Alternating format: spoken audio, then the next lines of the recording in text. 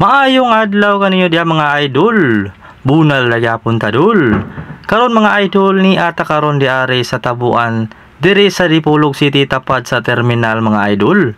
Kay naanda na lagi namo sa kumpares mga idol nga kada out na mo sa duty mo daritso na gyud mi diare dul. Ug ato pong i-shoutout ang mga kugihan ug buotan nga mamaligya ay diri sa Tabuan. Nagaklase-klase na lang gyud nilang mga baligya diare dul, daghan jud kang kapilian. Ug ang nakanindot ani basta Sabado medyo barato-barato na lang gyud ang tanan. Ug niya po dai sila herbal diring baligya no.